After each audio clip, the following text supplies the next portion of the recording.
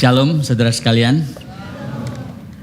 Saya sangat bersyukur kepada Tuhan untuk privilege yang diberikan bisa melayani di sini. Pastor Mike dan Pastor Novi tahun lalu September sebetulnya berkunjung ke Melbourne melayani di gereja tempat saya melayani di sana, dan setahun kemudian saya ada di sini. Satu sukacita tersendiri. Saya ingin memperkenalkan keluarga saya terlebih dahulu dengan menunjukkan foto sebelum kita masuk dalam firman Tuhan. Ini adalah keluarga saya, istri saya Livi Sugianto, orang Jakarta. Kami ketemu di Melbourne, menikah. Tadinya saya mau hanya sekolah di sana terus pulang, tapi stuck di sana sudah 25 tahun. Dan istri saya adalah seorang dosen juga, dia mengajar di Monash University di bidang data science. Anak saya Tiffany dan Calvin sekarang juga sudah remaja, dan kami memiliki challenges sebagai keluarga dengan anak-anak yang beranjak menjadi adults. Nah, itu keluarga kami, keluarga biologis, dan ini adalah keluarga iman. Ya, adalah jemaat di dalam gereja. Sebagian besar ada di dalam foto itu, foto yang diambil beberapa bulan yang lalu kalau saya tidak salah. Saya ingin menyampaikan salam hangat dari jemaat yang saya layani di sana, dan kalau Bapak Ibu punya anak yang studi di Melbourne, silakan menghubungi kami. Kalau Anda berkunjung ke Melbourne, silakan jangan lupa kalau lewat hari Minggu beribadah di tempat kami. Kami dengan sangat bersukacita menyambut Anda sekalian.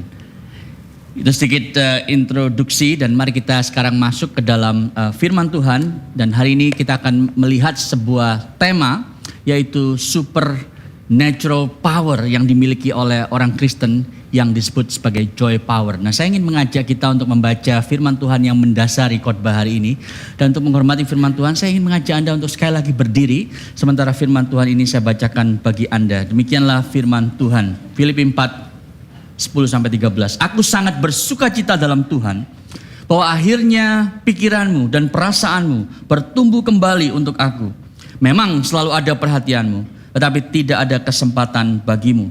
Kukatakan ini bukanlah karena kekurangan, sebab aku telah belajar mencukupkan diri dalam segala keadaan. Aku tahu apa itu kekurangan dan aku tahu apa itu kelimpahan. Dalam segala hal, dalam segala perkara, tidak ada sesuatu yang merupakan rahasia bagiku. Baik dalam hal kenyang maupun dalam hal kelaparan, baik dalam hal kelimpahan maupun dalam hal kekurangan. Segala perkara dapat kutanggung di dalam Dia yang memberi kekuatan kepadaku. Mari bersama kita ulangi ayat yang ke-13. 3-4. Segala perkara dapat kutanggung di dalam Dia yang memberi kekuatan kepadaku. Silakan duduk, Bapak Ibu saudara sekalian terkasih dalam Tuhan Yesus. Demikian jauh pembacaan firman Tuhan.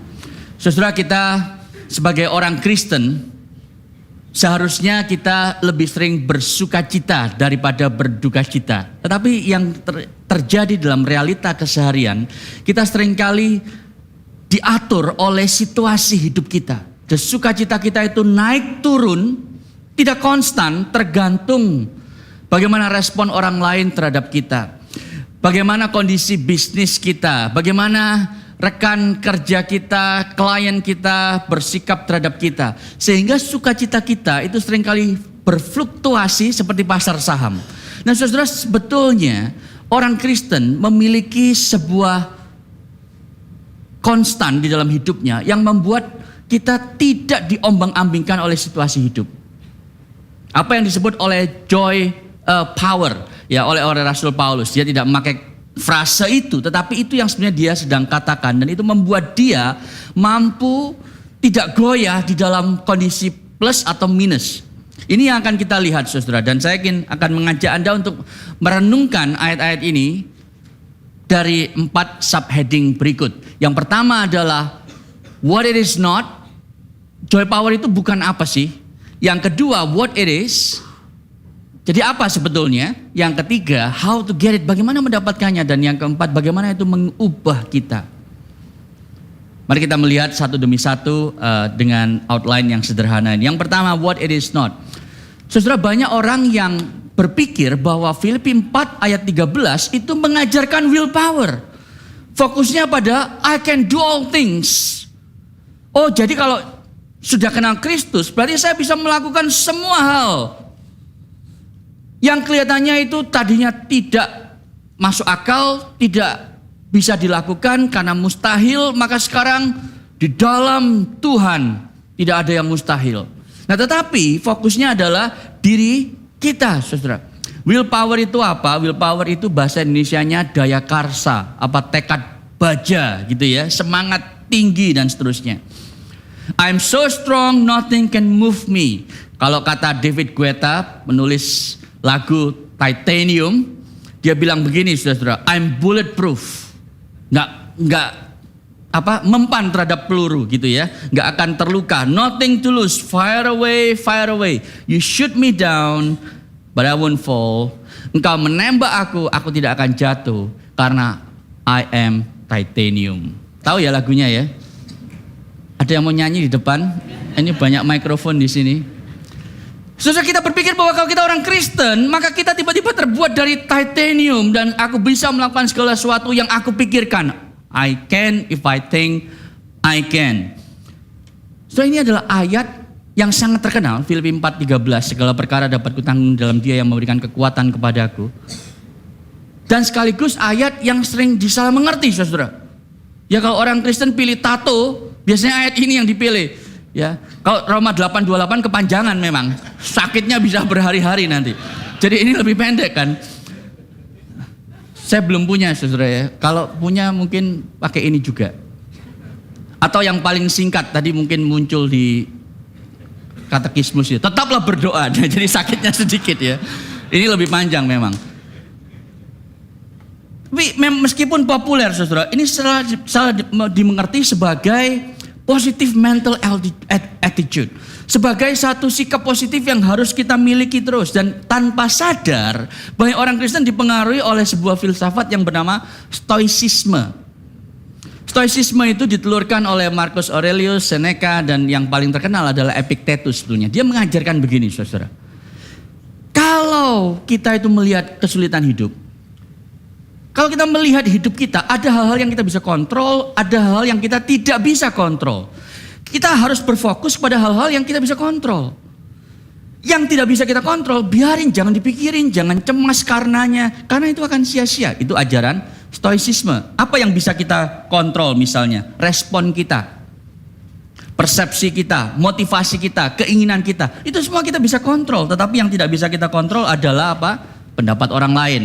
Reputasi kita, tubuh kita, bahkan popularitas kita, itu nggak bisa kita kontrol. Jadi kalau kita itu mencoba untuk jalanin proyek baru di dalam bisnis, yang bisa kita kontrol apa? Usaha keras. Kalau Anda mahasiswa, persiapan ujian dengan baik, bangun pagi, ya mental health-nya dijaga dan seterusnya. Itu semua kita bisa kontrol. Tapi nilai ujianmu nggak bisa dikontrol. Hasil proyekmu berhasil atau enggak, itu nggak bisa dikontrol. Jadi kalau gagal, biarin aja, it's okay. Ya, keep your nose high up gitu. Jadi itu stoicisme, saudara.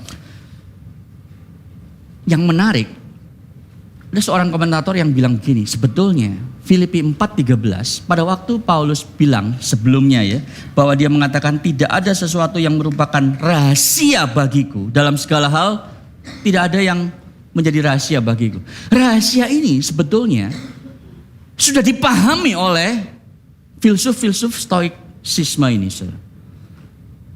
Dia sudah ngerti bahwa kekurangan dan kelimpahan itu di luar kontrol kita. Kita cuma bisa berusaha, hasilnya itu di luar. Jadi nggak usah pusing. Kalau engkau sedang lebih, jangan lupa daratan. Kalau engkau sedang berkekurangan, jangan kemudian, makanya pengamsal kan bilang begitu ya, jangan berikan aku kekayaan dan kemiskinan. Ya, supaya kalau aku kaya nanti lupa Tuhan, kalau nanti aku miskin aku menghina Tuhan gitu. Jadi yang pas-pasan aja. Saudara, stoicisme ngerti itu.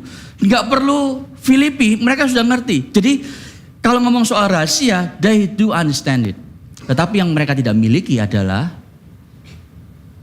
ada Tuhan yang berdaulat. Ada Tuhan yang mengerti kebutuhan kita. Bukan hanya mengerti, tetapi Dia peduli dengan kebutuhan kita. Bukan hanya peduli, tapi Dia mencukupkan segala kebutuhan kita. Bukan kerakusan kita, tapi kebutuhan kita. Ini yang tidak dipahami oleh stoicisme. Tapi saya khawatir begini, saudara, di dalam gereja Tuhan, kalau kita menjadi orang Kristen, kita pikir bahwa kita itu sekarang lebih kuat, lebih tahan terhadap segala macam kesulitan hidup karena willpower itu. Ada sebuah eksperimen yang menarik sudah dilakukan kira-kira 50 tahun yang lalu yang disebut sebagai marshmallow experiment. Ini anak-anak umur 5 tahun ditaruh di satu ruangan dikasih satu marshmallow. Tugasnya gampang. Kalau kamu tidak makan marshmallow itu dalam 15 menit, saya kasih marshmallow yang kedua.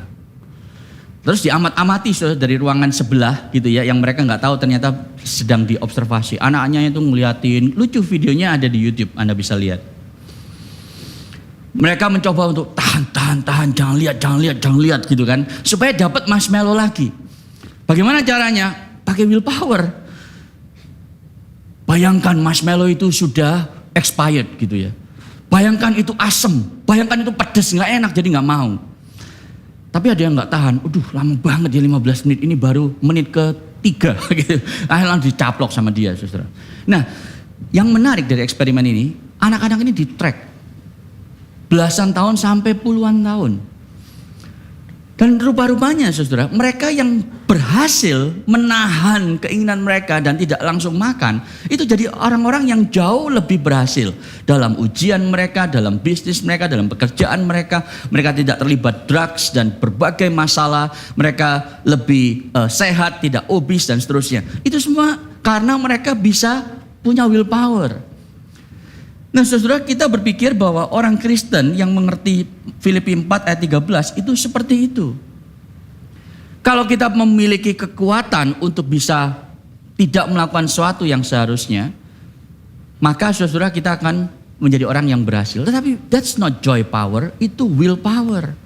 Kita harus bedakan itu dengan jelas, karena kalau enggak kita jatuh kepada legalisme dan moralisme.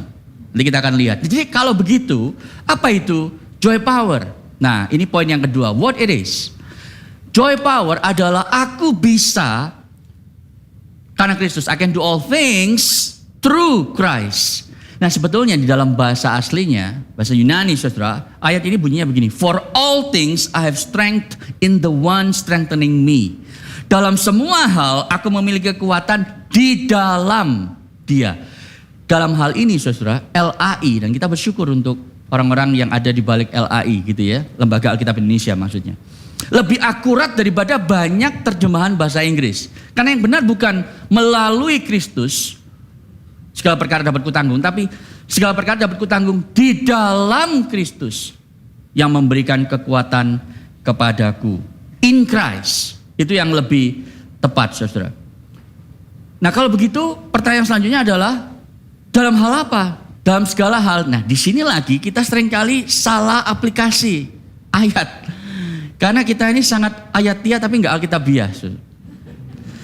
Maksudnya begini. Ayat ini seringkali disalah aplikasikan. Kalau Anda punya anak ya. Anaknya besok itu mau pertandingan basket. Sudah menang di level sekolah. Sekarang mau tanding lawan sekolah lain. Dia gemeteran. Dia bilang takut mah. Soalnya itu yang dari sekolah itu lawanku besok ya.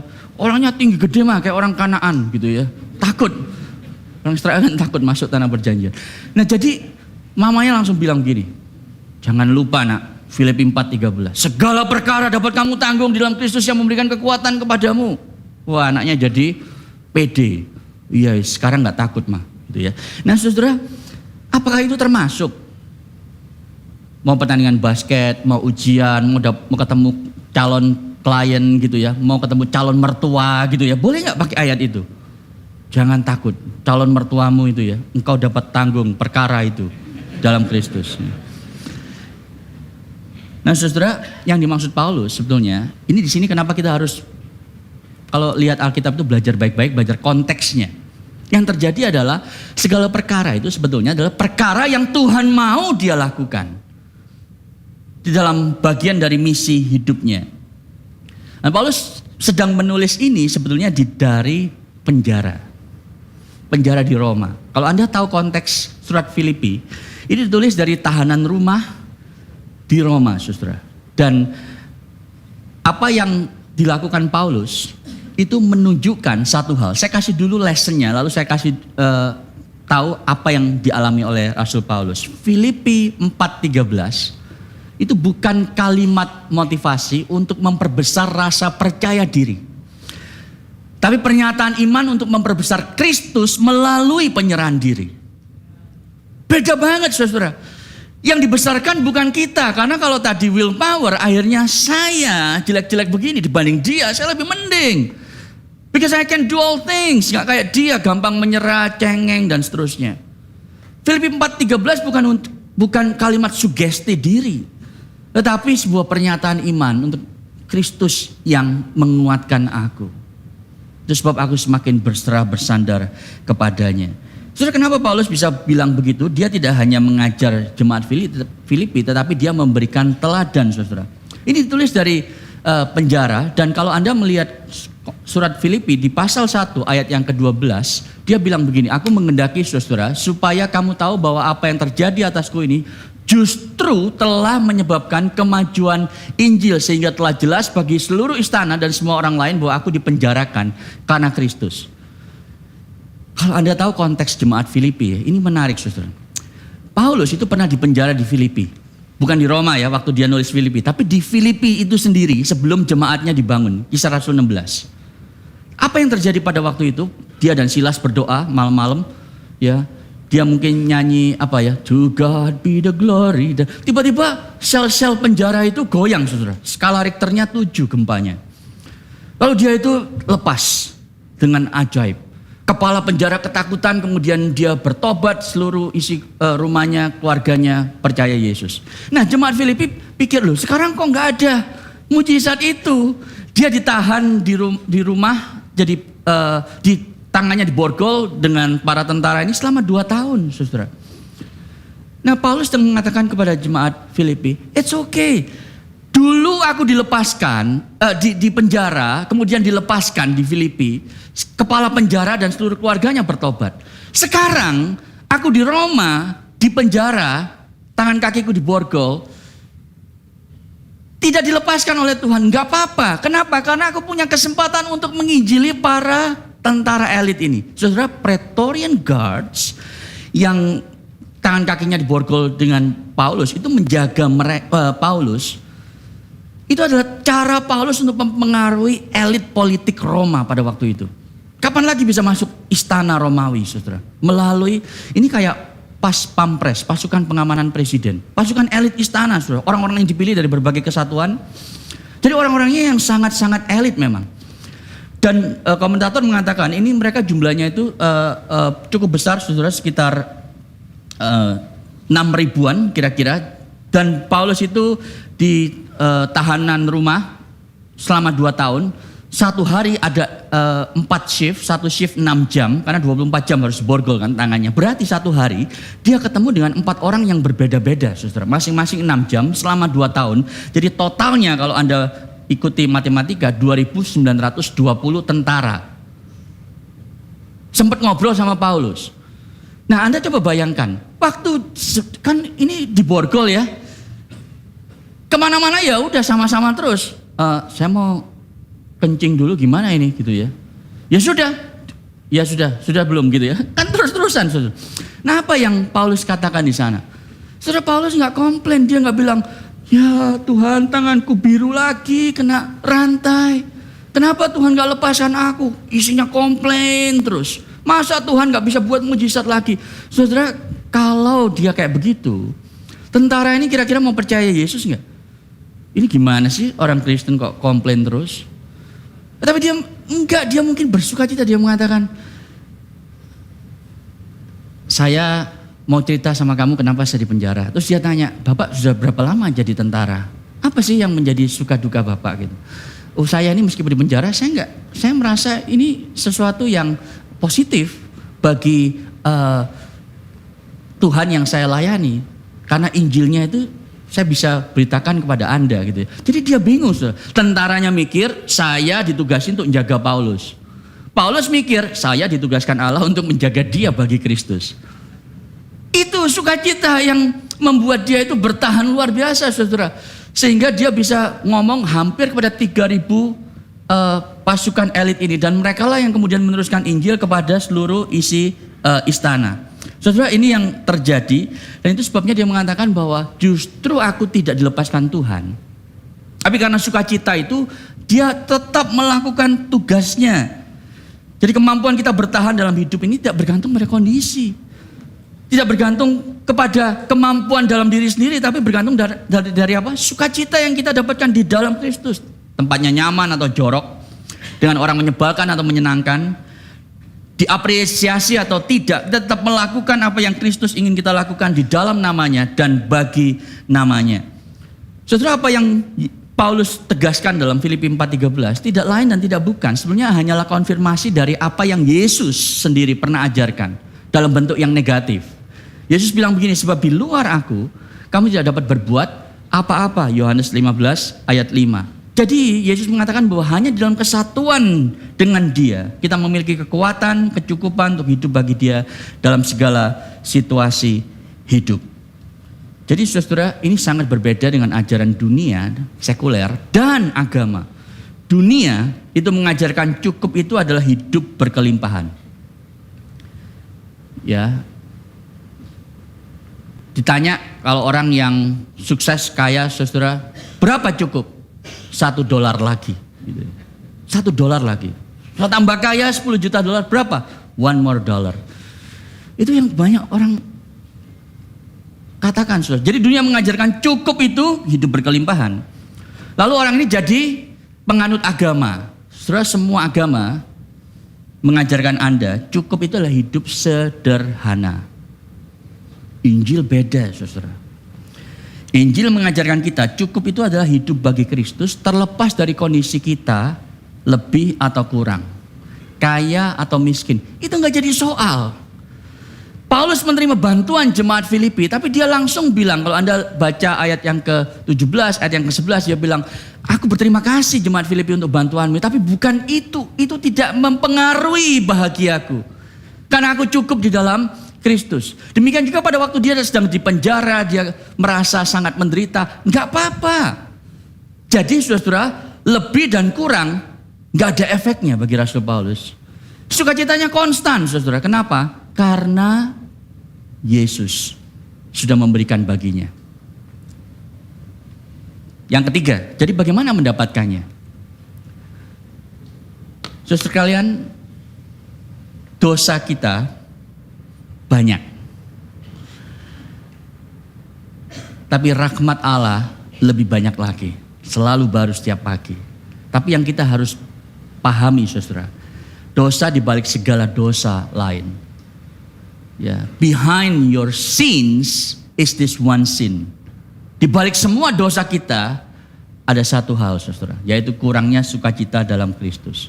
Anda mungkin bilang, tapi enggak tuh, saya bersukacita kok. Ini enggak benar, enggak berlaku bagi saya. Tapi coba Anda pikirkan. Kita sering mengaku Yesus itu kebahagiaan terdalam, pengharapan tertinggi, sahabat terpenting, harta terbesar dalam hidupku. Tetapi dalam realita keseharian, kita ini kok suka takut banyak hal. Takut miskin, takut rugi, takut gagal, takut malu, takut kesepian, takut menderita. Sudah bisa pilih salah satu, oh itu saya gitu ya. Kita takut miskin misalnya. Itu sebab kita berusaha keras, bekerja lebih keras lagi, cari kerjaan kedua, ketiga, sambilan dan seterusnya. Karena takut banget miskin. Padahal kita nyanyi, Tuhan adalah gembalaku. Tapi sebetulnya saya takut miskin. Itu sebabnya saya cari sendiri makanan gitu ya. Bukan Tuhan yang gembala kita. Tetapi tabungan dan deposito kita di bank, itulah gembalaku. Sudah kenapa kita kemudian bekerja lebih keras lagi, bahkan kita nipu sana sini, tidak bayar pajak full.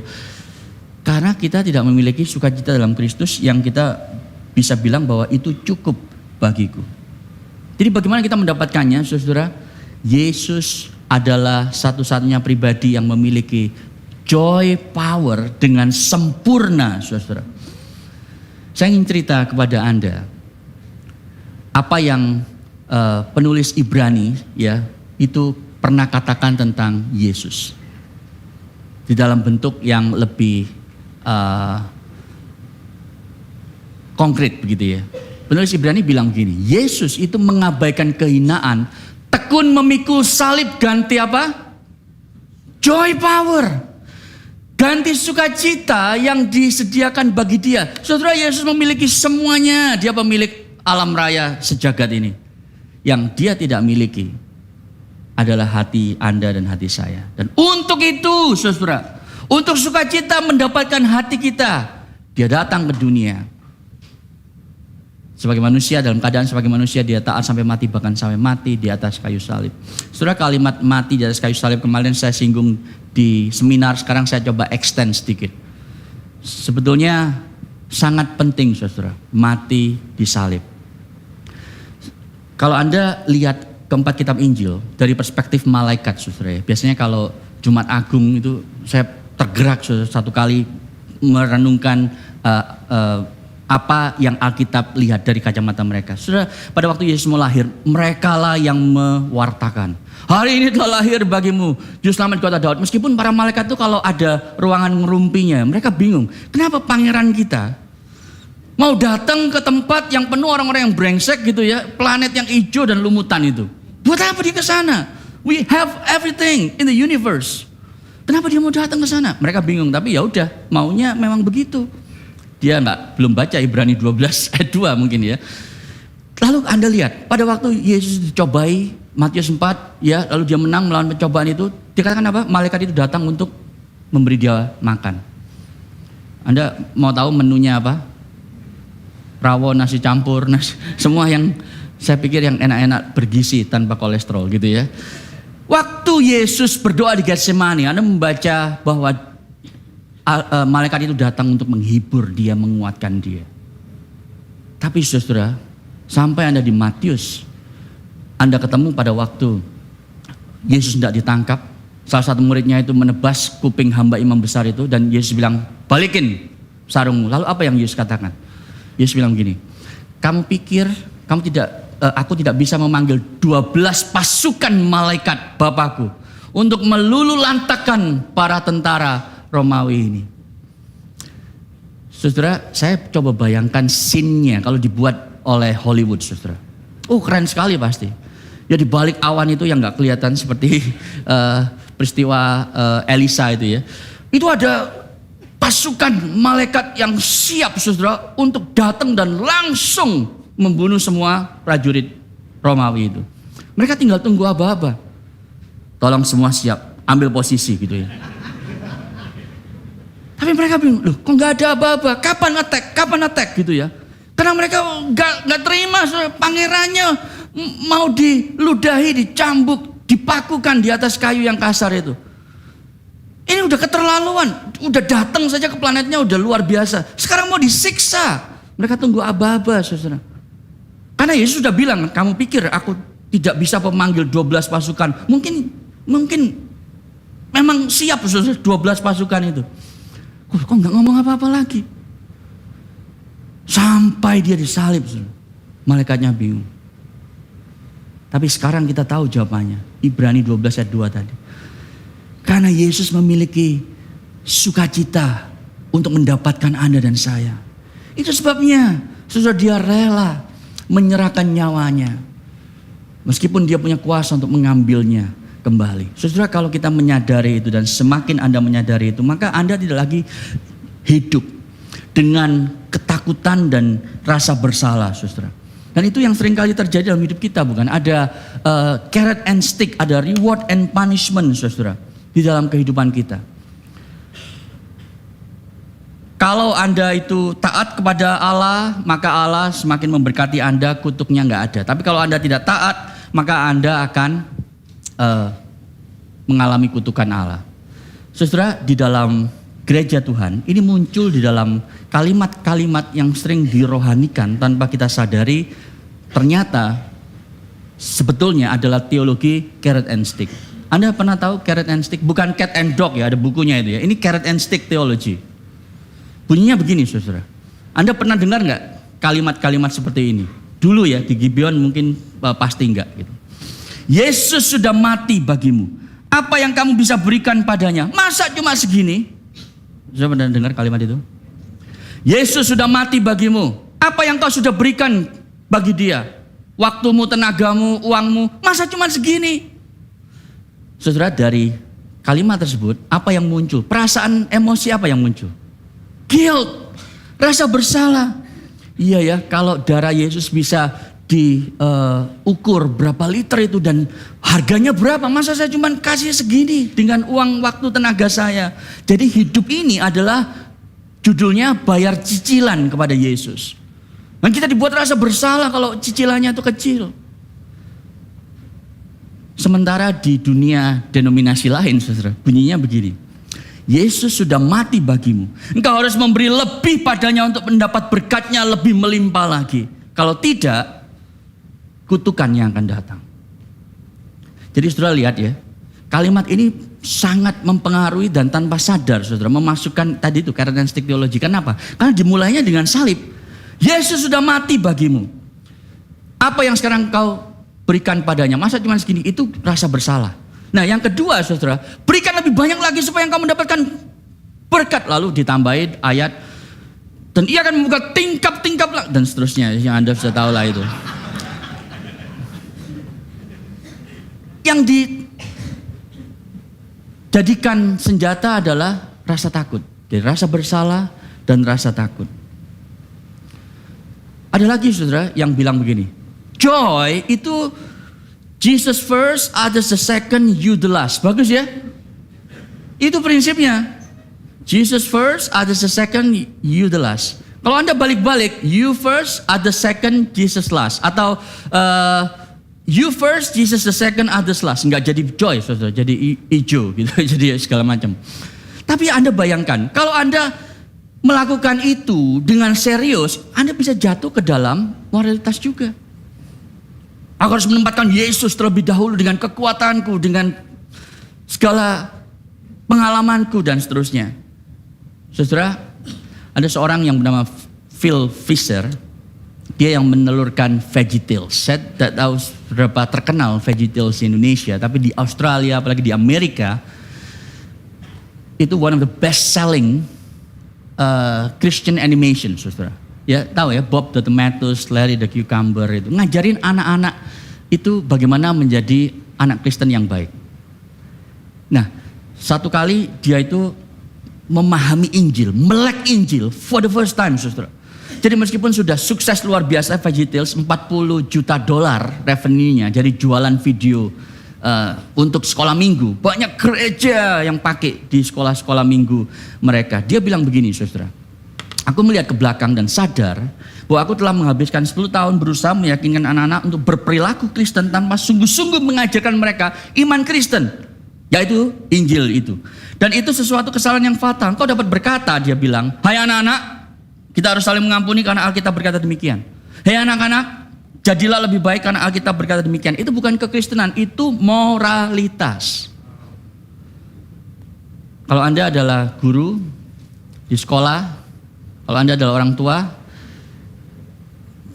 salah satu masalah besar sekolah-sekolah Kristen di Indonesia adalah moralitas yang diajarkan. So, saya tahu ini bukan karena sembarangan ngomong, tapi ini masalah besar yang sedang dihadapi sekolah-sekolah Kristen, saudara. Dan kita perlu kasih karunia, belas kasih Tuhan untuk mengubahkan itu. Tapi ini yang terjadi, saudara. Kenapa? Karena kita belum memahami Injil Kristus Yesus. Bagaimana mendapatkannya? Pada waktu kita menyadari bahwa karakteristik teologi itu sebetulnya kita harus ubah dengan mengatakan bahwa Tuhan, seharusnya aku yang perlu mendapatkan sticknya. Aku yang perlu mendapatkan hukumannya. Kenapa? Karena aku yang berdosa. Yesus itu hidup 100% taat kepada Allah dari lahir sampai mati. Tapi kenapa dia akhirnya berakhir di kayu salib seperti seorang penjahat besar? Mestinya aku. Tapi itu yang terjadi. The gospel tells us, we get the stick, Jesus get the stick, I get the carrot. Yesus yang mendapatkan penghukuman, aku yang mendapatkan reward, pahalanya. Saudara, kalau Anda mengerti ini, poin yang terakhir dan yang keempat, maka Anda akan diubahkan. Bagaimana itu mengubah kita?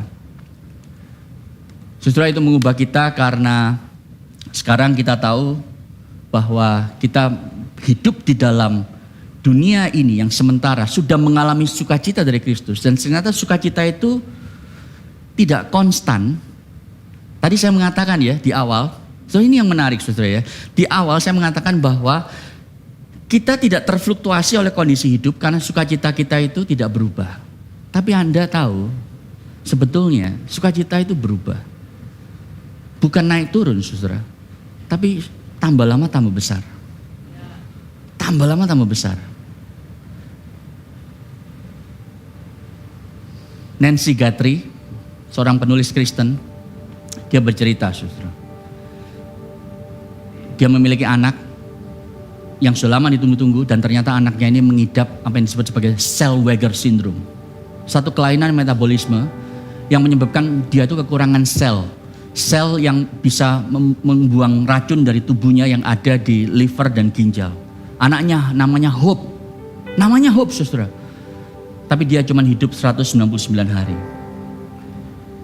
Lalu dia bilang, aku deh kalau gitu gak usah punya anak lagi. Tapi Tuhan berkehendak lain, ada anak yang kedua namanya Gabriel.